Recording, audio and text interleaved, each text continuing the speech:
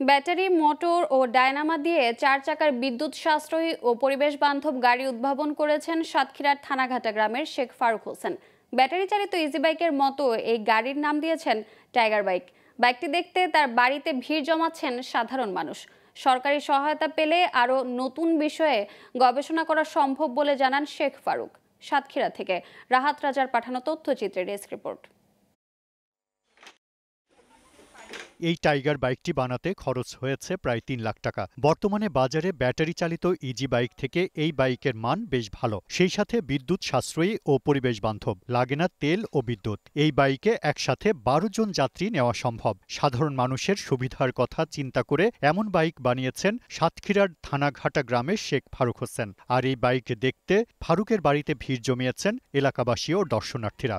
বর্তমান সময়ের উপযোগী একটি টাইগার বাইক তৈরি করেছেন।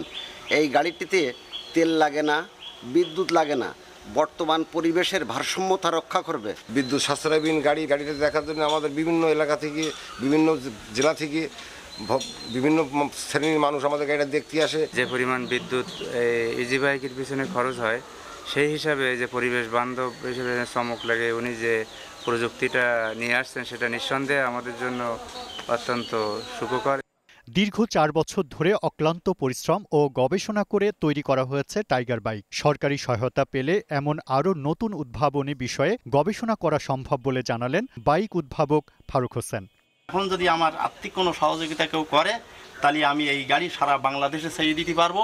এবং সরকারের কাছে আমার আবেদন, যদি আমার সরকার, যদি মাননীয় প্রধানমন্ত্রী জননেত্রী শেখ হাসিনা যদি আমাকে কোনো অনুদান দেয়, তাহলে আমি বাংলাদেশে গরিব মানুষের জন্য আমি সুলভ মূল্যে আমি এই গাড়িগুলো আমি তৈরি করে দিতে পারব। সরকারের সংশ্লিষ্ট দপ্তর সহযোগিতার হাত বাড়িয়ে দিলে আগামীতে পরিবেশ বান্ধব আরও অনেক যানবাহন তৈরি করা সম্ভব বলে মনে করেন সাতক্ষীরাবাসী। Global television news desk.